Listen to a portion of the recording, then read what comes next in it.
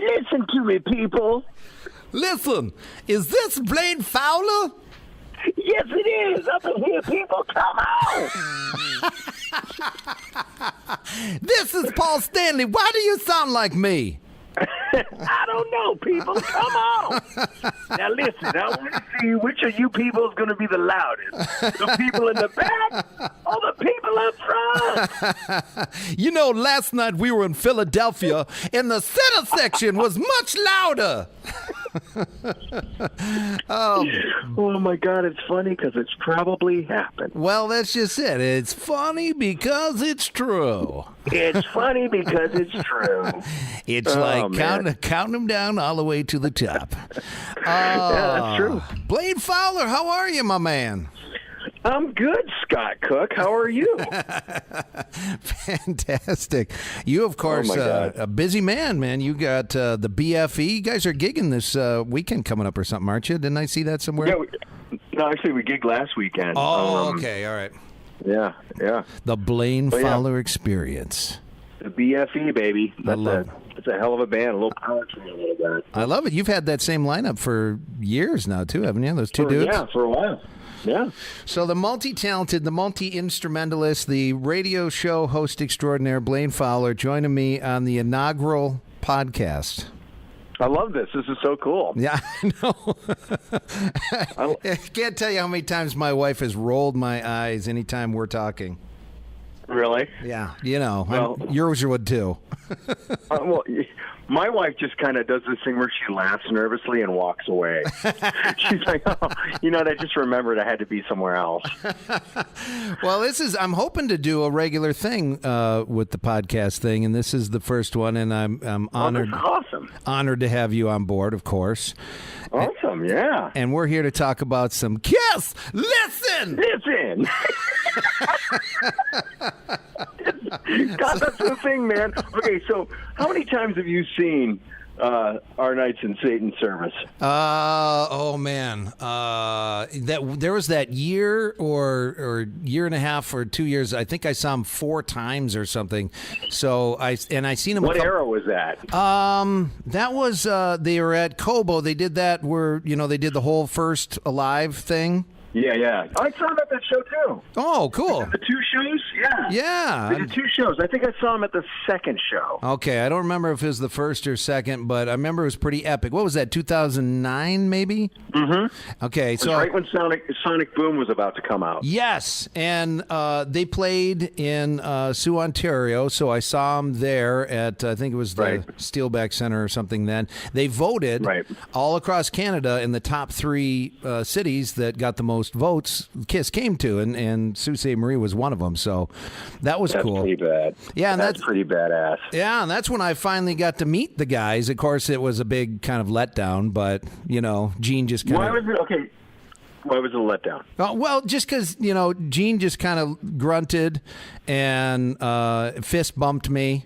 And Paul was like, yeah, it's good to see you, Listen.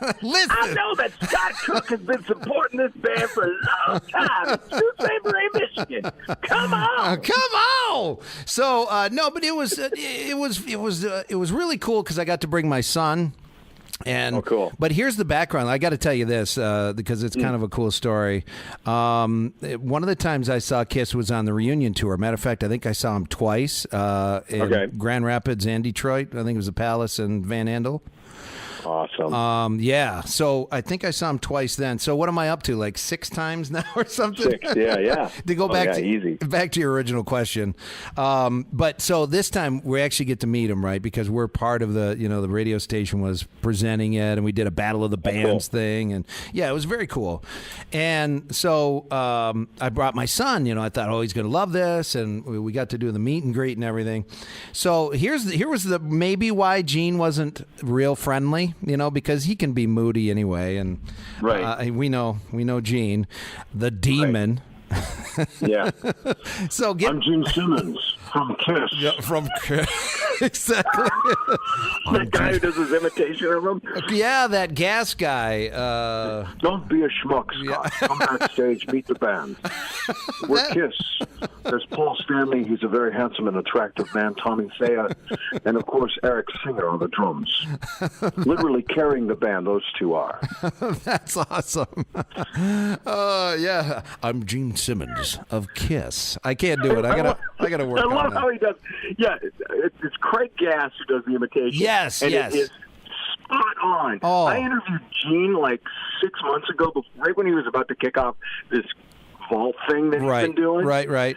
And it was, and you can relate to this. It's like people who are listening to this podcast are getting a little background on radio. Yeah. So here's how it works when we do interviews. We're usually on what's called an interview tour. Right. So Gene's talking to a bazillion morning shows that morning. Right. And one of them is my little top 40 morning show in Detroit, which really isn't necessarily a Kiss-friendly station, but he's Gene, so we book it. Yeah, he's epic. Okay.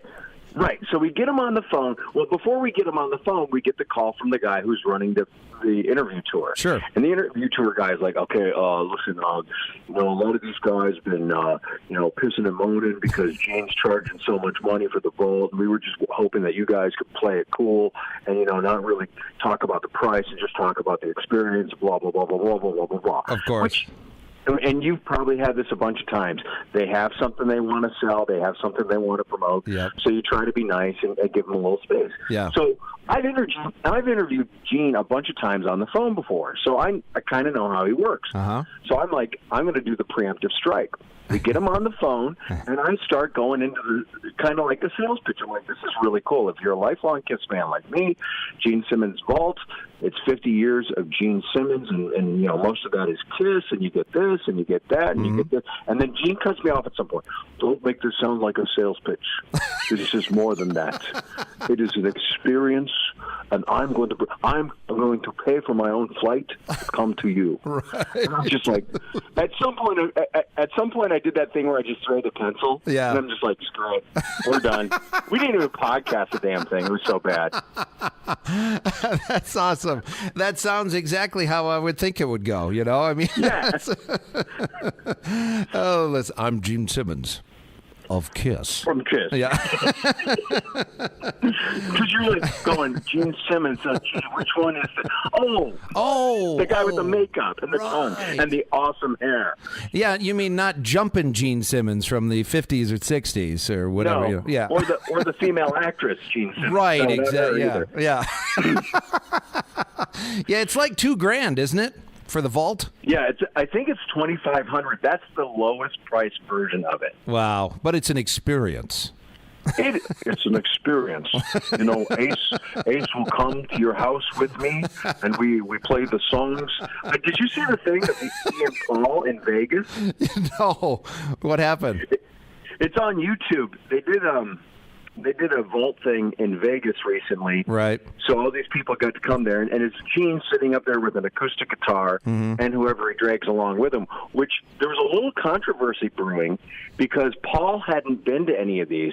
He had Peter, he had Ace, he had Tommy Thayer, he'd had Vinnie Vincent. Yeah. Everybody but Paul had been to one. So Paul finally does one. Gene probably waved a bunch of cash in front of his face.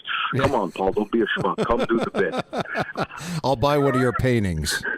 Yeah, and Paul, well, I guess I could do this. I'm not doing anything that weekend. I'll head on over to Vegas.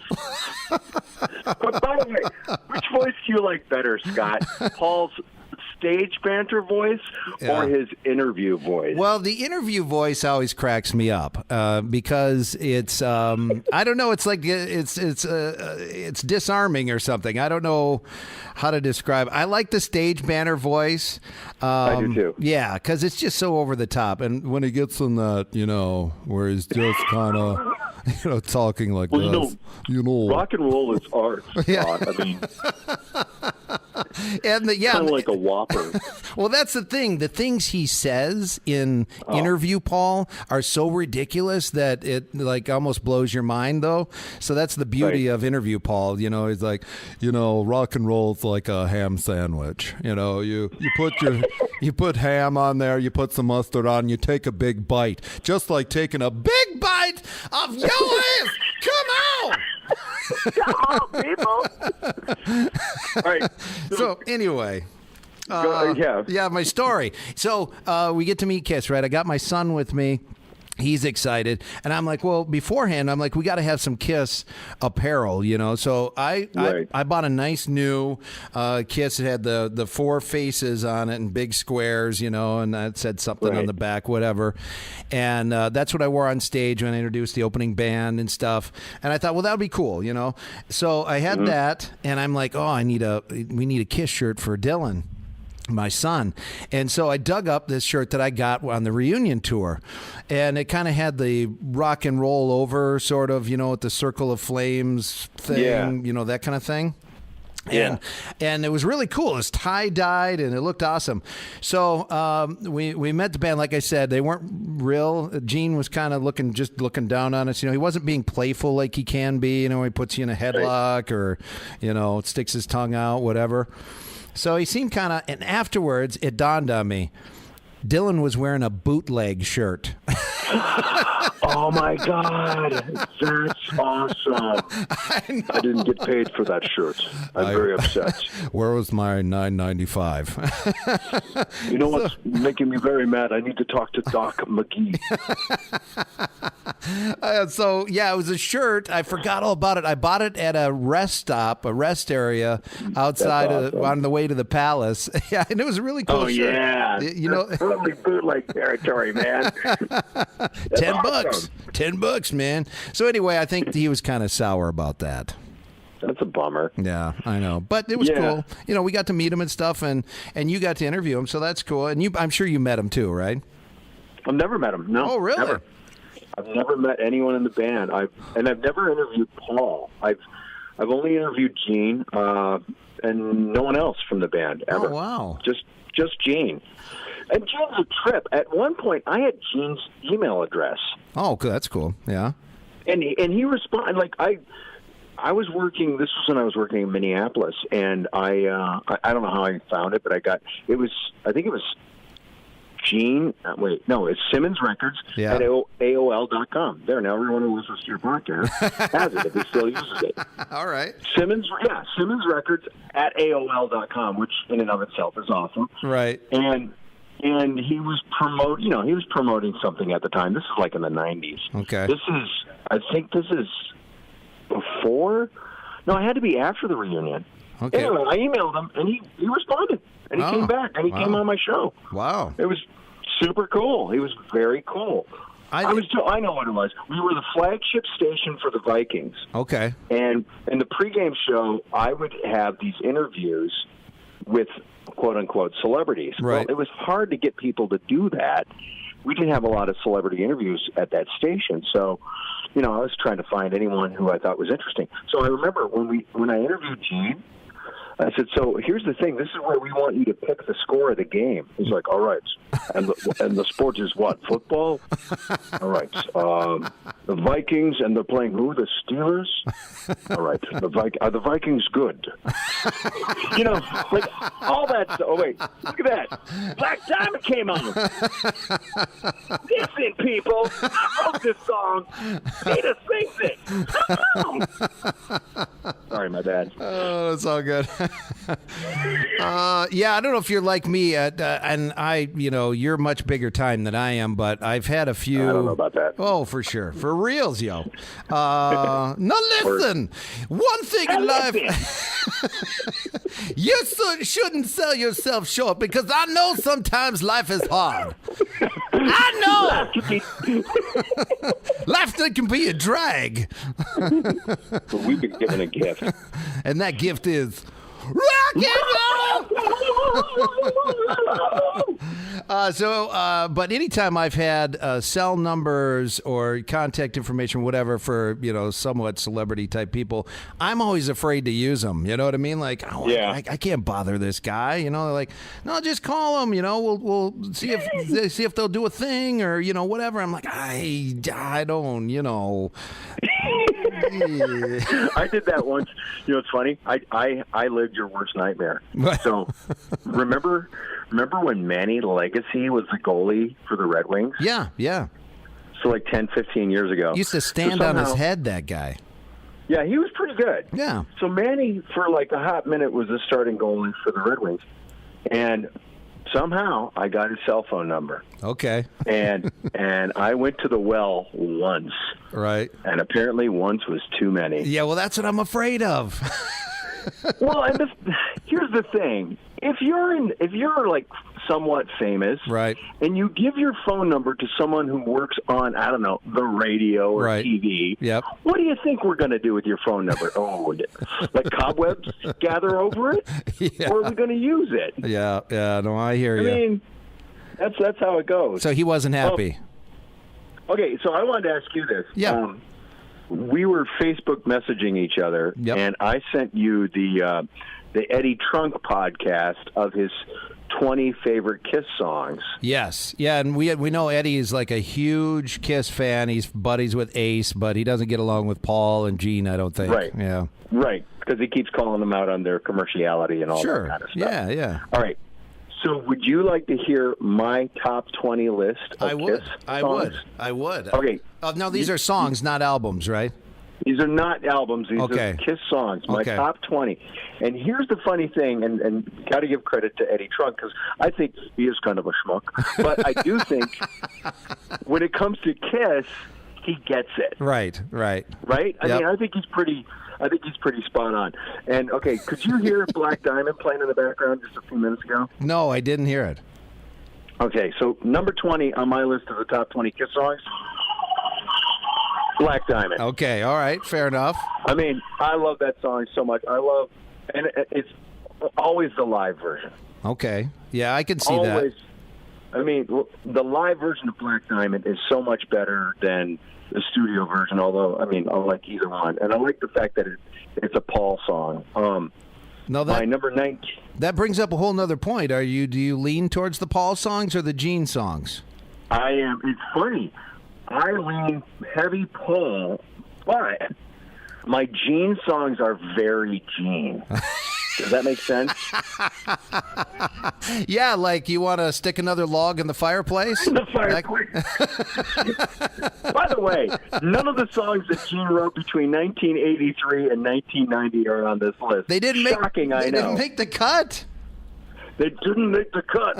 Trial by Fire did not make it. Burn Bitch Burn did not make the cut. Burn Bitch Burn. Fits Like a Glove didn't even make the cut. The heels are stacked now. Okay, fair enough. Number 20, you got Black Diamond. Okay. Number 19, Detroit Rock City. Oh, I would put that higher. I know. This is, again, and the other thing is, I didn't put a lot of thought into this list. It was a gut reaction list. That's the way it should go. That's the way it should go, though. Oh, by the way, and otherwise, unless I say otherwise, I want live versions. Okay, now, for all of these. That opens up a whole nother ball of wax because of the controversy of, are they actually live? How much doctoring was in the studio? Did Bob Kulick play the solos? You know what I mean? Right. Like, there's that whole thing. I don't care. Okay, all right. To me, Kiss Live is so much better, whether they doctor it or not. Okay. For whatever reason, when they put out a quote-unquote live product, it sounds better than the stuff that they worked their butts off on in the studio for months. Listen. You know what I mean? Yeah, I do. Listen. So, Detroit Rock City Live at 19. Okay. Number 18, another Paul Stanley jam, live version from Kiss Alive 3. I was made for loving you, people. The disco Kiss. I love it.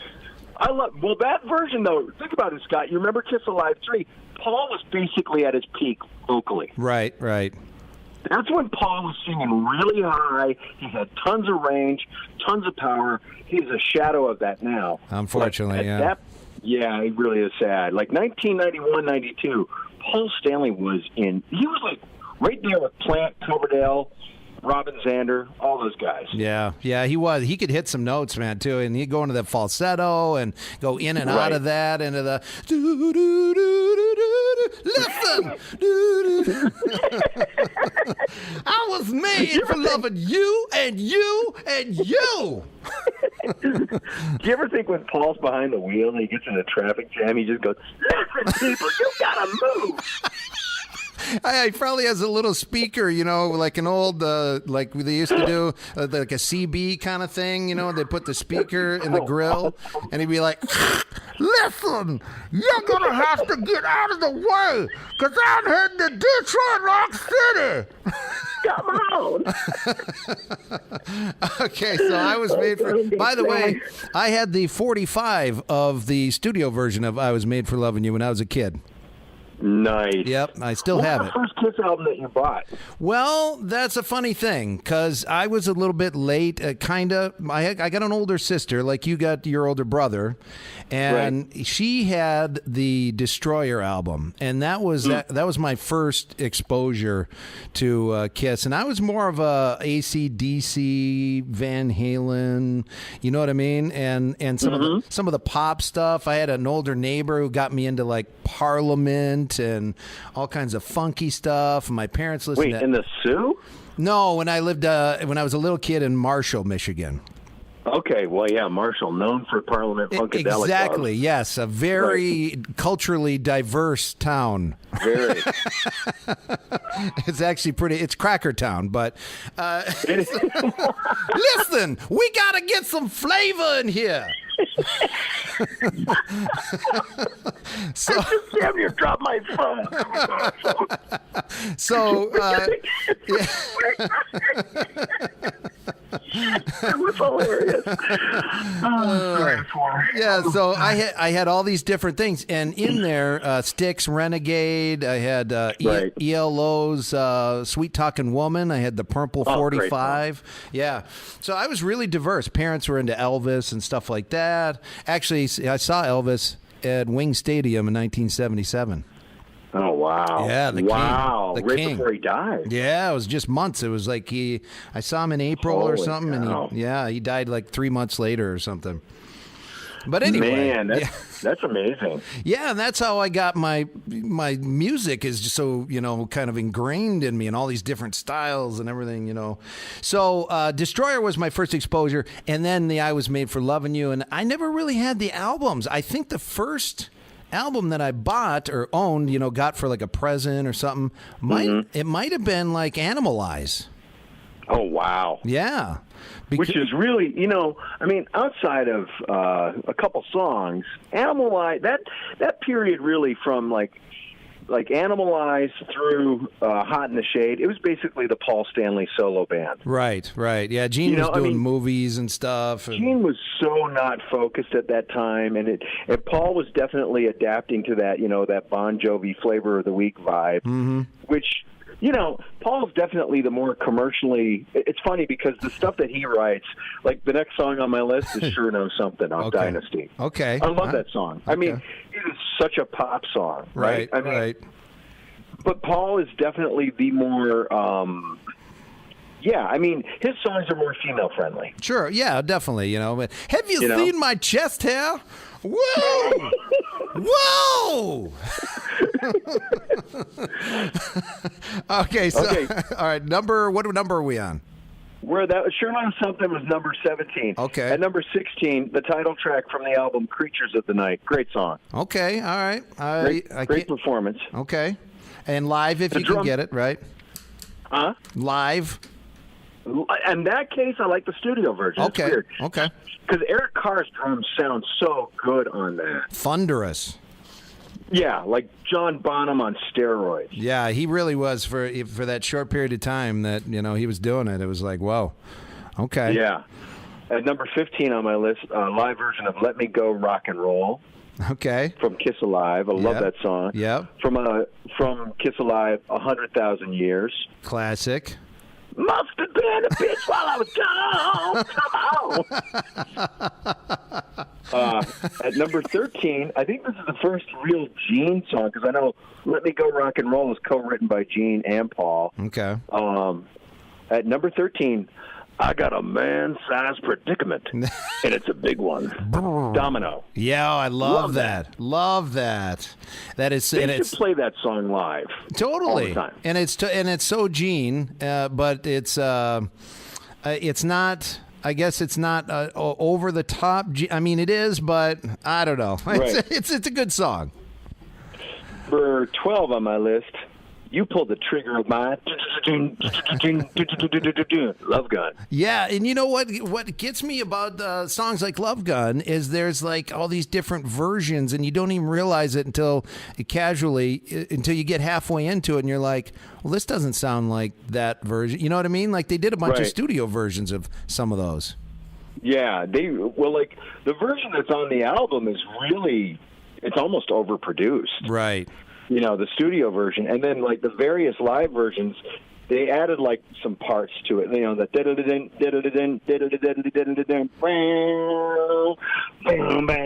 know, and then they kind of go into the song. It's strange how that song has evolved, but I like the version of Kiss Alive 2 is amazing. Okay, I'm down. I'm with you on that one. Number 11, live version. Excuse me, live version from Kiss Alive 2 of "I Want You." Great song. Okay. Yep. In the morning, I rest my head, and I'm thinking. And then at number 10, "Making Love." Here's a funny story. I'll make this quick. Yeah. So I'm like, I think when that song came out, when "Making Love," the first version I heard of that was on Kiss Alive 2. Okay. It was on Rock and Roll Over, but I heard it on Kiss Alive 2, and I remember walking around the house. I'm like 10, 11 years old, and I'm singing Love Gun and Making Love. Yeah. And at some point, my mom, who was a registered nurse, like, okay, Blaine, I need to talk to you about some of the songs that you're singing. Do you understand what you're singing? I'm like, yeah, he's got a gun, and it's got love in it, Mom. It's How cool is that? And he's making love. Think about that. Is there anything better in this world than to create or make love? Yeah, absolutely. And I'm thinking, the act, not the act of sex, right, but the act of making love. Sure. And she was like, okay, cool, I can put this off for another year or two. At number 9, Gene calling Dr. Love. Oh, love it. Yeah. Great. Amazing song. They call me. Yeah, right? Yeah. Number 8 from the album Lick It Up. A million to one. Ooh, okay. Kind of a deep track. That is, yeah, interesting pick. Okay.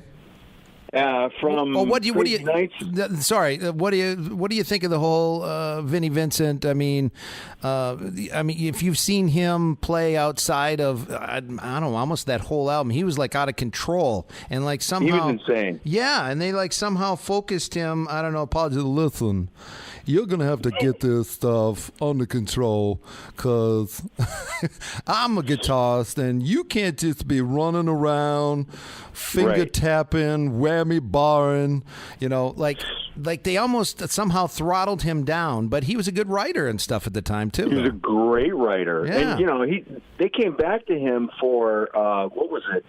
Some revenge stuff, I think. Yeah, exactly. Yeah. Hang on just a second. I gotta send a voicemail. There we go. Vinny, great songwriter.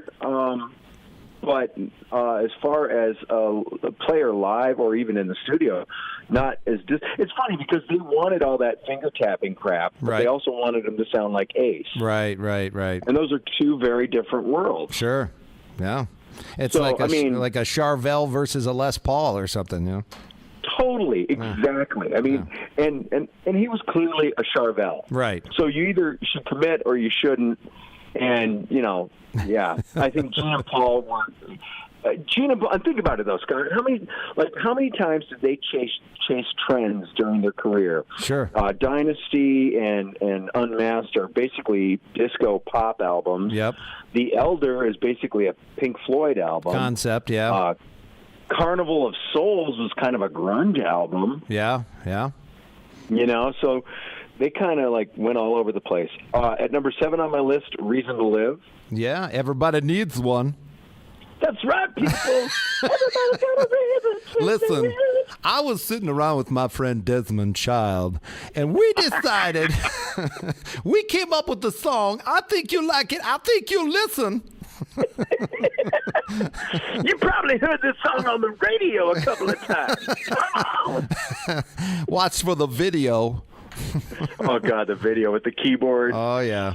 At number 6 from Revenge, Spit. Oh, just down and dirty Gene-ness.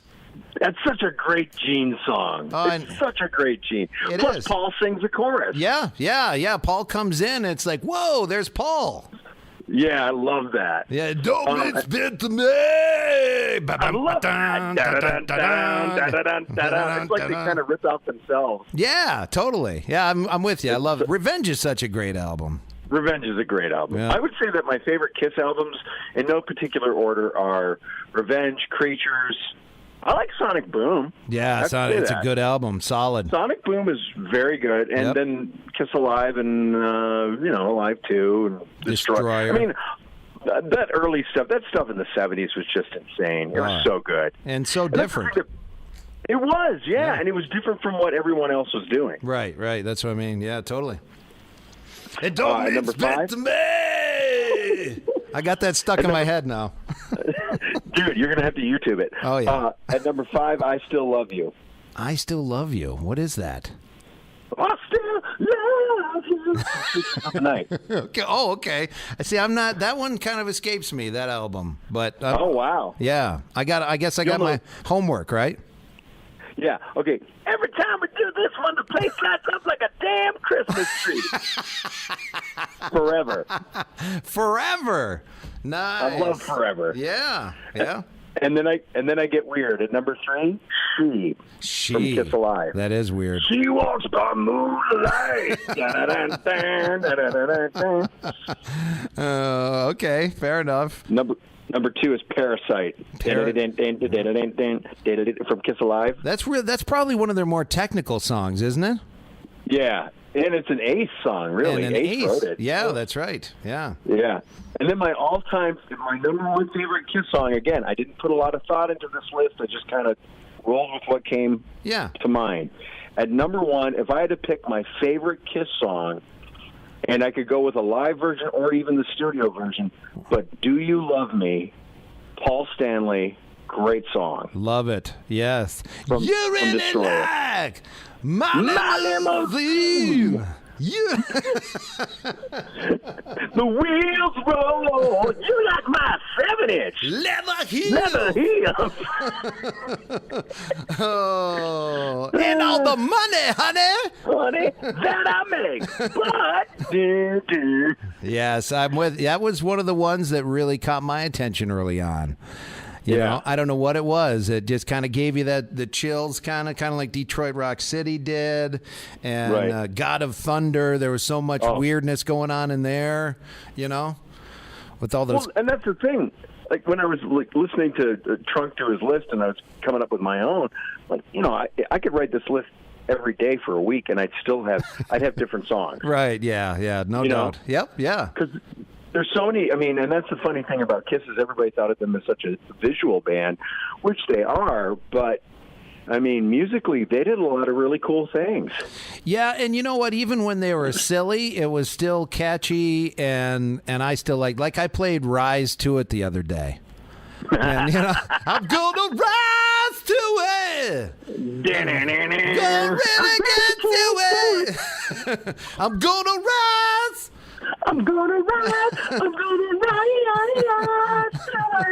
Yeah, you know what I mean. And I liked the Bruce Kulick stuff, and me too. The Revenge. I even liked Carnival of Souls was kind of dark, but Jungle was cool on there. Yeah, and I know they were going for grunge and stuff, but Revenge is probably my favorite album. And I said, and I got a body built for sin and an appetite for passion. Yeah, it's basically Summertime Blues rewritten. But Yeah. it's such a good song. That's it. I didn't think of that. And the ballad on that album, Every Time I Look at You or something. Yep. Yeah. Great song. Classic. Great song. Yeah. And Paul, and it's funny because Paul just has that ability to write. He can write like a really cool swaggery song like Rock Bottom or Lick It Up or whatever. Yeah. But he can also write a really cool, ballad like Every Time I Look at You or Forever. I don't know if you've heard this, Blaine, but every bad boy has a soft side. That's true, people. Oh man, I love it. I love it, love it, love it. And you're a much deeper. Your roots run a lot deeper into the Kiss earth than mine do, but. I love all of it. You know what I mean? Like it's right. Anytime and like I told you, I came late to the game. I admit it. And once I took that leap, and you have to, like, if you're worried about deep lyrics or none of that stuff. If you could just set aside any kind of snobbery and just go with it, it's a hell of a ride. You're absolutely right. I mean, they're all about just, good times, put everything on autopilot, relax and enjoy yourself. And that's why, I'm a big hairband guy, and that's why I like that stuff, because it's just, and then it went the opposite with grunge and went all dark and, but everything had to have meaning. Exactly. Yeah. I'm okay with just girls, cars, and booze, Yeah, me too. I'm a fan. I mean, here's the thing. Everybody, you can't hate. I'm going to do a Gene or a Paul right now. Yeah, okay? listen. Listen, you can't just eat pastries all day long. I mean, don't be a schmuck. I love your Gene, man. That's because I can't do it. I love it even more because you really you have to get very serious, and you have to think about it as if you haven't pooped in like a week. Yeah. But the whole you can't eat like pizza every day. You can't eat steak every day. I mean, we'd love to, and God knows I've tried. But it's nice to listen to. Like I like Kiss from all the various eras. Yep. But and you know this, I'm a huge Led Zeppelin fan. Oh, me too. Zeppelin and Kiss, they're not in the same neighborhood. They're hard rock, but they don't live on the same block. Right. I like Yes. I like Rush. Yeah. I like some Maroon 5. I like some Dave Matthews Band. Yeah. It all has its place, but when it comes to pure, unadulterated, don't think, just do, Kiss is right up there with your AC/DCs and your Van Halens and your Aerosmiths, if not more so. Oh yeah, definitely, yeah. And I know, and you do. You get a little deeper into some of the progressive rock and stuff more than I do, like the Yes stuff. And yeah, I'm totally with you. Like I love Zeppelin. Zeppelin's my ultimate band, and some of their intricate stuff. Achilles' Last Stand and things like that. Oh my God! Oh, it's just it blows your mind. You're just like, oh man, there is so much going on there. Like the drum and those guitar parts, and John Paul Jones is right in there, and and Robert Plant is Robert Plant, and they were just like so special. Oh, it's just blows my mind. But but when I don't want to, at the same time, I can enjoy the stuff. That is just simple to listen. I'm not gonna do some Shakespeare here or anything. I just want to lick you up and down. Listen, people, to be or not to be, that is the question. Come on. And I know you've seen him live, and he probably did it too when he goes into what was it, Whole Lot of Love or something in the middle of the. Love it. Yeah, that was cool. Paul That's so cool. Like back when he had the voice for it. Yeah. Obviously. Now, what do you think? I want to ask you really quick. I know you're running out of time. I just saw something the other day where Gene said that they're going to do like a 2 or 3 year long world tour. Yep. Starting next year. I mean this. I'm not trying to be rude or anything, but Paul's voice, is he going to make it? No. but That's it. And there we have it. No, but they're going to do it anyway. And Right. yeah, I saw that too. Well, in the midst of Gene's Vault tour, Right. yeah, they kind of pinned him down, and he's like, I can't do the voice, but yeah, they said they're going to do like 3 years starting in like January 2019. That's it. Yeah, 2019, 3 years. Yeah, and that's the first thing that comes to my mind is what about Paul's voice? And I'm sure you've seen the clip of him. I think it was on one of the Kiss cruises, and they did an acoustic warm-up kind of set, for VIP fans or something. And he was absolutely horrible. I mean, and Gene kept looking at him like, you better stop. Like right. Gene's looking over at him going, you better stop singing, because it was bad. And I was Which is sad. Yeah, it's horrible. And what do you do? Right, and that Paul, I think there's a certain part of Paul that I think those people say, well, they don't need the money. Yeah, well, here's the thing: if you've had like the greatest job in the world your whole life, and oh yeah, you got paid well to do it, why would you quit? Yeah, well, yeah, sure. Even though they tuned down, and Paul's voice is nowhere near as good as it once was. I get it. Yeah. You still want to go out and do it. Yeah. And I mean, he's pushing 70, right? I know Gene is. Yeah. They're close to the same age, and I think Ace was the oldest, maybe out of all of them. But no, Peter. No, Peter is. Like, right. Yeah, Peter's like 72 or something like that. Okay, all right. And listen, he survived breast cancer. How many? That's right, people. How many rock and roll drummers? Listen, I just want to do a little public service announcement to all the people here, especially the ladies. Check your boobs. Come on. And by the way, the best part of waking up is Folgers in your cup. All right.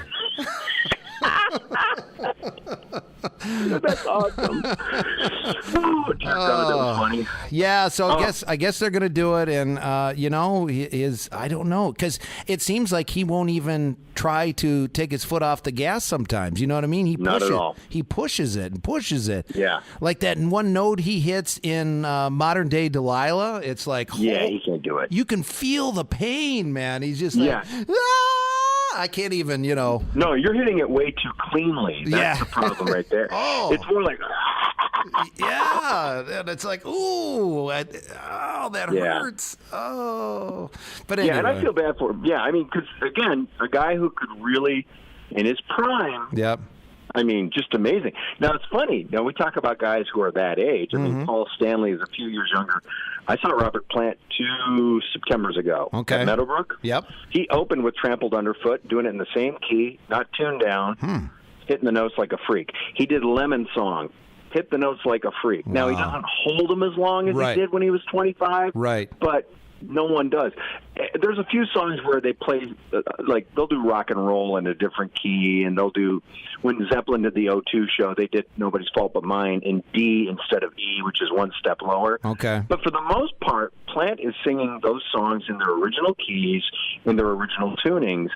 But when you think about what he's done over the last 20 to 30 years musically, and what Paul's done, Robert Plant has definitely eased off the gas. Sure. He doesn't. And Coverdale's another great example. Here's a guy who could just scream like a banshee. Yeah. And now, I mean, those guys are tuned down so low, it's insane. Right. And it's part of you part of you is like, I get it. But on the other hand, it's like, dude, it doesn't even sound like you. Yeah, I know, and it's. I feel bad for those guys. I do, and it's like you said. It's eventually they've got to come to some realization, but they don't want it. That's what they love to do. It's their job. It's what they've always done. I mean, how can you get, as long as people are still showing up, why would you stop? Right. I mean, think about it. If you could go out every summer and make, I don't know, let's say $250,000. Right. And I think that's low. Sure. But let's say that you're Paul Stanley or David Coverdale, and you have a chance to go out and make $250,000 every summer by playing like 30 shows. Mm-hmm. Yeah, do it. Heck yeah. I would. Yeah, totally. If I'm like 65, why not? What the hell else am I going to do? Yeah. I can't say there's very few. What maybe Steven Tyler? That's still he's pretty much the same. Rob Halford, kinda. I mean, he still hits some ridiculous notes. I don't know who else still is in that sort of prime that it's been around that long. You know what I mean? It's hard. I think the male voice is not intended to. Actually, it isn't. It's not intended to hit some of those notes, at least past 50 or 60. Right. Yeah. I mean, and especially when you've been doing it like some of these guys for 40 or 50 years, that's a very long time. And age is age. You can't get around it. Damn it. That sucks. Yeah, it sucks. So listen, we need to go on tour as soon as possible before we get really old. All right. Hey, I want to be the fourth member of BFE. Dude, come on up. All right, come on down. I'll sing backup. Come you on! Sing backup. We'll do a bunch of Kiss songs and we'll do it. Well, hey, I appreciate you hanging out with me and having some fun with this. I know we rap all the time about this kind of, well, not all the time, but once in a while we'll rap about this kind of stuff and just have a blast doing it. And that's why I was like, hey, we need to do a podcast or something. Like, yeah, that'd be fun. Hell yeah. And honestly, if you want me back for anything, if you want to do something about a different band or whatever, I'm all for it. I could absolutely do that. And it's always fun, and it reminds me of basically you and I at the lunch table back in 1985. There's all we need is bosses. We need Boz. Yeah. Hey. Hey, I'd beat you a pool if it weren't for my bum knee.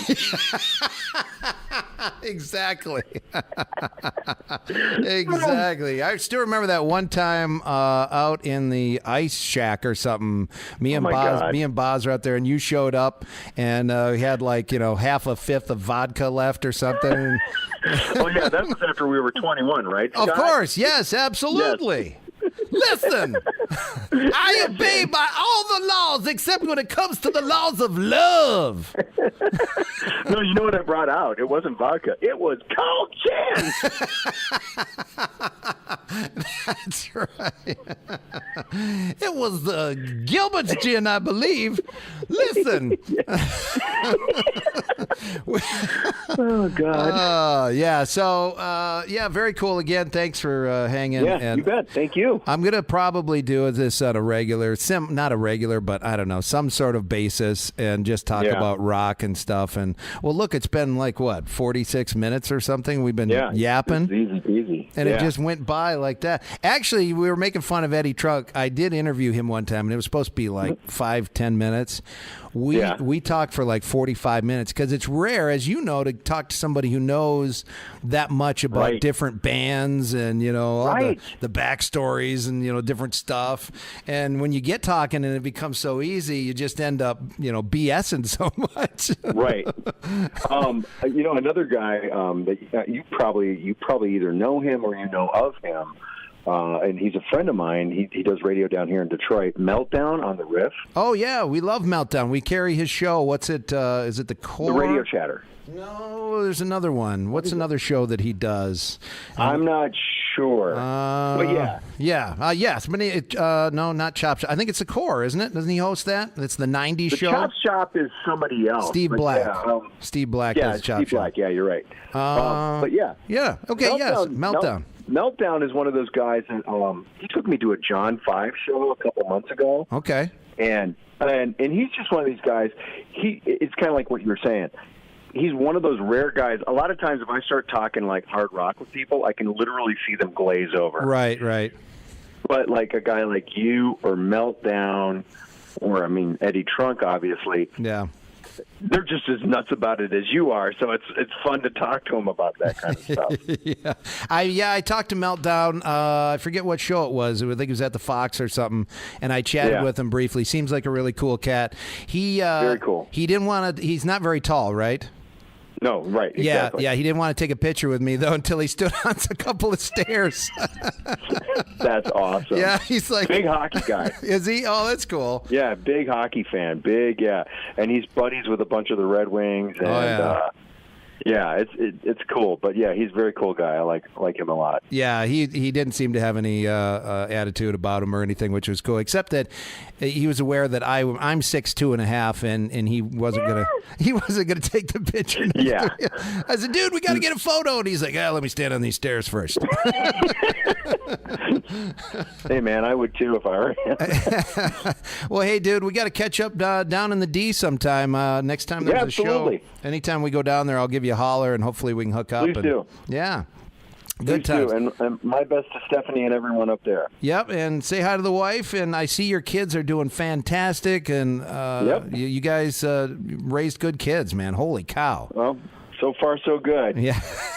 we're not done yet, but thank you very much. Now, congratulations to you. My son is in Grand Rapids, and he's one of these typical millennials where he's just like, I'm just hanging out. You know,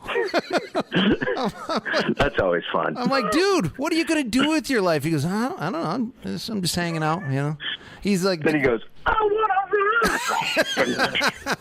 Is that a pledge pin on your uniform? Uniform. Yeah, oh my God! But my daughter's great. She's married and lives in Ohio, and everything's wonderful. So yeah. Oh, that's fantastic. Yeah, your kids look great, though, man. Congrats to thank you. And the yes. wife. It's all my way. Yeah. Well, while you're off playing in BFE and doing radio, the wife's holding it down. Pretty much. Yeah. Awesome. Absolutely. Well, hey, dude. Again, thanks, and I'll catch up with you sometime, and we'll get down to the D. Thank you, Scott. Yeah, I look forward to it. Blaine Fowler, ladies and gentlemen. Scott Cook, come on. Come on, people. All right, see you, buddy. All right, see you, Blaine.